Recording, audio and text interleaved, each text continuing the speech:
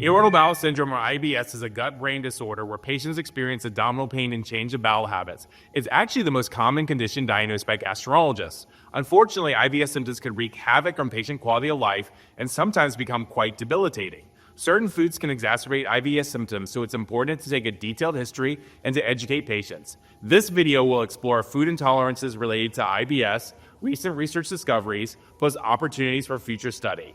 Gastroenterologists diagnose IBS using the Rome 4 criteria involving specific symptom and duration criteria.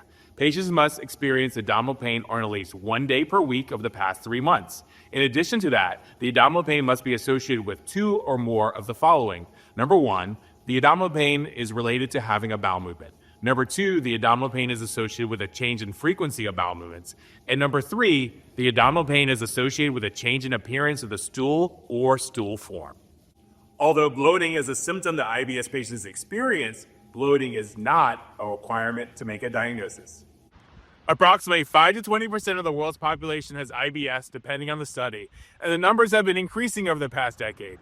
Interestingly, we are seeing higher prevalences in younger adults, females, and smokers. In untreated IBS, patients may be more likely to miss work due to debilitating symptoms and cut down on participation in social activities, which can have a detrimental impact on their quality of life. Approximately 85% of patients report worsening of IBS symptoms after eating certain food triggers, so gastroenterologists have focused some of their management attention on dietary control. But it's important to distinguish IBS patients from patients who simply have a food intolerance using the Rome 4 criteria. Taking care of IBS patients is one of the most satisfying things we do as gastroenterologists. We have the opportunity to help patients get their quality of life back. The prevalence of IBS in the United States, Mexico, and Canada is approximately 4.4% to 4.8%. IBS tends to be more common in women and younger adults. Another study has estimated the prevalence of IBS worldwide is approximately 10 to 20%, with an incidence of approximately 1.4% to 1.5% found in long-term studies with a duration of 10 to 12 years. Initially, patients with IBS symptoms should be evaluated for celiac with serologic blood testing, especially in patients experiencing diarrhea. Recommend checking fecal calprotectin, which is an inflammatory marker, to help rule out inflammatory bowel disease, or IBD, a condition where there is inflammation and structural damage to the colon. According to the American College of Gastroenterology's IBS guideline paper from 2020, the IBS expert panel recommended against, quote, testing for food allergies and food sensitivities in all patients with IBS, unless there are reproducible symptoms concerning for a food allergy, end quote. This was a consensus recommendation in the American Journal of Gastroenterology article. In addition, the authors gave a, quote, strong recommendation for using chloride channel activators or guanylate cyclase activators to treat global IBS constipation symptoms. Rifaximin is a non-systemically absorbed antibiotic which can treat global IBS diarrhea symptoms. In addition, the authors provided a strong recommendation for using low-dose tricyclic antidepressants to treat global symptoms of IBS. The authors gave a, quote, conditional recommendation for treating patients with mixed opioid agonist-antagonist. The authors gave a conditional recommendation for a limited trial of a low-FODMAP diet to help improve global symptoms for patients with IBS. It should be noted that true food allergies are exceedingly rare in IBS patients. However, patients do experience food intolerances and sensitivities. In many IBS patients, eating gluten and high FODMAP foods can cause symptoms to flare. Studies have demonstrated that particular foods can precipitate symptoms in up to 84% of patients. Unfortunately, these food triggers are associated with a decrease in quality of life, so it's important to work with patients to identify particular triggers. In a recent 2021 study performed by researchers at Indiana University and the Cleveland Clinic, food intolerances cause patients to miss work in 36.1% of patients, to schedule a doctor's appointment in 17.5% of patients, and cause a hospitalization for 15.1% of patients. The low-FODMAP diet has become an important treatment for IBS patients, where patients eliminate foods that contain fermentable oligosaccharides, disaccharides, monosaccharides, and polyols to help prevent bloating and abdominal pain. The term FODMAP was initially coined in 2005 by researchers at Monash University in Australia. Commonly consumed high FODMAP foods that tend to exacerbate symptoms include onion, garlic, apples, pears, watermelon, ripened banana, avocado, Brussels sprouts, cabbage, broccoli, cauliflower, cheese, milk, chocolate, yogurt, beans and legumes, high fructose containing sodas, teas including chamomile and chai, Artificial sweeteners such as sorbitol and mannitol, asparagus, mushrooms, wheat, flour, tortillas, rye, and processed meats. 52 to 86% of IBS patients report improvements in symptoms by simply removing these FODMAPs from their diet. Unfortunately, FODMAP foods are poorly absorbed in the intestines and can be quickly fermented by bacteria into hydrogen H2 and methane gas. These gases increase intraluminal tension and act on the intestinal wall, causing symptoms such as abdominal bloating and pain. FODMAP foods might also cause some low-grade inflammatory response and an increase in intestinal permeability. FODMAP foods also cause bloating by producing short-chain fatty acids such as acetate, butyrate, and propionate during the fermentation of certain fibers by gut bacteria. Many patients complain that their IBS symptoms worsen after meals. It should also be noted that some IBS patients experience dysbiosis with decreased amounts of fecal microbiota, bifidobacteria, and lactobacilli. The low FODMAP diet works by incorporating 3 phases of lifestyle modifications. First, substitute high FODMAP foods like onion, garlic, avocado, or watermelon for low FODMAP foods. I always counsel patients that it doesn't mean that the high FODMAP foods are bad for you, but high FODMAP foods just tend to cause more bloating symptoms in certain people. In the second stage, patients slowly reintroduce high FODMAP foods while monitoring if specific foods provoke symptoms. This will help determine which high FODMAP foods you are food sensitive to and can avoid long term. Finally, in the third stage, we help patients personalize their diet and add back the high FODMAP foods that the patient does not seem to be sensitive to so they can eat more easily at restaurants and at home. It's important for gastroenterologists to give patients the confidence and tools to help families better understand the importance of these long-term dietary adjustments. Frequently, patients become avoidant of putting themselves in social situations where they might be served food out of their control. I try to counsel patients not to be anxious about these situations, like going over to a friend's house for dinner. If you avoid high FODMAP food triggers over 90% of the time, that can still make a huge quality of life difference with significant improvement in symptoms.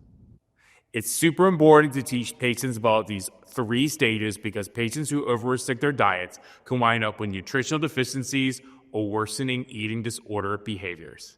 There are also low FODMAP diet smartphone applications that can help many patients in conjunction with a dietitian or standalone therapy. A 2022 study in Belgium performed in conjunction with the Rome Foundation Research Institute demonstrated that a smartphone FODMAP lowering diet application was superior to using a spasmodic agent when treating IBS symptoms and can be used by primary care physicians. Patients seem to really enjoy using the Monarch FODMAP app, created in Australia, to educate themselves about which foods to eat and avoid. Helpful for going grocery shopping or when dining at a restaurant. My Symptoms Food and Symptom Tracker is an app that helps patients identify high FODMAP food triggers. Gutly is a new artificial intelligence-empowered FODMAP and IBS tracker. Spoonful is an app that helps patients go grocery shopping for low FODMAP foods. Educational websites such as myginutrition.com, created by the University of Michigan, and monashfodmap.com are fabulous interactive and up-to-date resource tools for teaching patients about the low FODMAP diet. These innovative web-based initiatives are game changers because they provide easy access to FODMAP information and tracking on the go. I personally provide 2 copies of color-coordinated low FODMAP and high FODMAP handouts to patients, one to keep in their kitchen and one to keep in their car when going grocery shopping. Patients love that. Another helpful food treatment for IBS patients is to avoid gas-producing foods in their diet.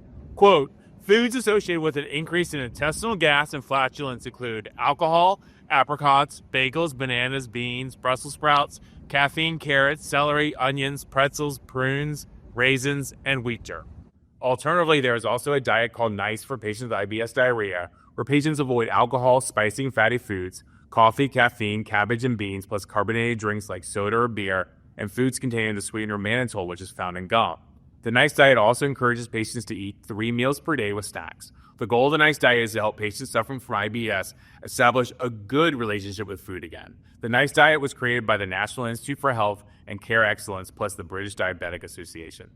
It should be noted that a 2022 meta-analysis published in Gut examining 13 randomized controlled trials showed that the low FODMAP diets are, quote, significantly more efficacious than NICE BDA dietary advice for abdominal bloating or distension, end quote.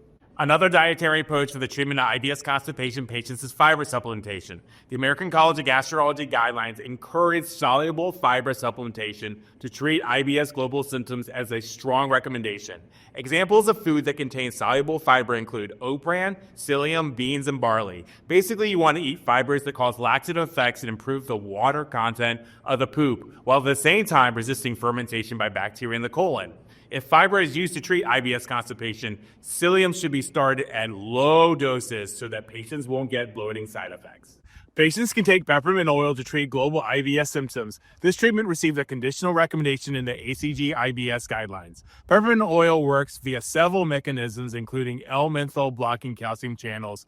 Peppermint oil also helps patients feel better through analgesic properties by activating kappa opioid receptors and inhibiting the 5-HT3 receptors. For patients who don't improve in the low-FODMAP diet, physicians should consider lactose intolerance. Lactose intolerance is a particular type of food intolerance where patients lack lactase enzymes, and consequently, dairy items containing lactose can cause discomfort and poor digestion. Many patients with lactose intolerance complain of bloating, diarrhea, gas, and abdominal pain. Now, some patients are genetically insufficient in the lactase enzyme, and some patients acquire a deficiency. When patients malabsorb lactose, a troublesome amount of fermentation can occur and subsequently worsen IBS symptoms. A trial of a lactose-free diet by avoiding dairy or supplementing with inexpensive lactase enzymes easily bought over the counter at pharmacies can help diagnose while simultaneously improving symptoms. Alternatively, a physician can diagnose lactose intolerance by measuring H2 levels in the breath after ingesting 25 grams of lactose. Fortunately, patients can dramatically improve symptoms simply by replacing the deficient lactase enzyme. It's amazing how inexpensive and widely available over-the-counter lactase enzymes have become at pharmacies. Now, here's a clinical pro. When consuming dairy, some patients undertreat by just taking one lactase enzyme replacement pill with improvement but not complete resolution of symptoms. They probably just take one because they usually come in individual packages, just one at a time. However, many patients have much better symptom prevention when taking 2 to 3 lactase pills just prior to eating dairy. So I always encourage patients to make sure they have these lactase enzyme pills available on them when they go out to eat, when they're at work, or when they're home. Lactose intolerance treatment is easy though. Either avoid dairy or take lactase enzymes that are easily available over the counter and very inexpensive just before consuming dairy.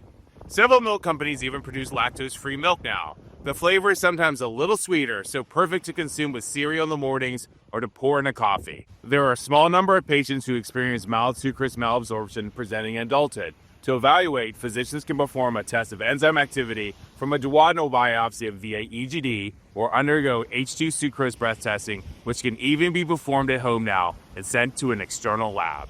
There are also some non-celiac IBS patients who have symptomatic improvement by avoiding gluten, especially those with IBS diarrhea who have failed dietary therapy by avoiding high FODMAP foods and gas-producing foods. There is some evidence in animal studies that food additives might have an effect on IBS symptoms, but research needs to be conducted on humans. This is an area that deserves lots of future attention. And research non-caloric sweeteners have been associated with changes in gut microbiota, with increases in Bacteroides and decreases in Firmicutes. Gastroenterology researchers should also examine whether emulsifiers in processed foods are having an impact on IBS. Emulsifiers and food additives have become increasingly more common in stored foods on shelves over the past 2 decades. Genetic research is another important area for future research. Patients with sucrase, isomaltase, hypomorphic variants have been shown to have reduced response to the low FODMAP diet. Now, future research could investigate additional digestive enzyme mutations which might be exacerbating symptoms so that we can better predict food intolerances. Hopefully, advances in artificial intelligence and future clinical trials will help us identify which specific foods individual IBS patients should avoid consuming. Over time, we need additional research about the precise pathophysiology regarding how FODMAPs can trigger visceral hypersensitivity and their role in gut fermentation and gas production. Our goal should be to successfully predict and to personalize low FODMAP diets as much as possible so that patients can enjoy eating again. Additional research into the altered fecal microbiota might provide important clues. Future research should also hone in on the collective impact of stress, anxiety, and diet on IBS symptoms. Over time, we need to better assess the effectiveness of FODMAP applications and food symptom tracking apps for patients. Finally, we should address the long-term impact of the low-FODMAP diet, our micronutrient intake, and how long-term adherence to the low-FODMAP diet might affect the fecal microbiome and overall health.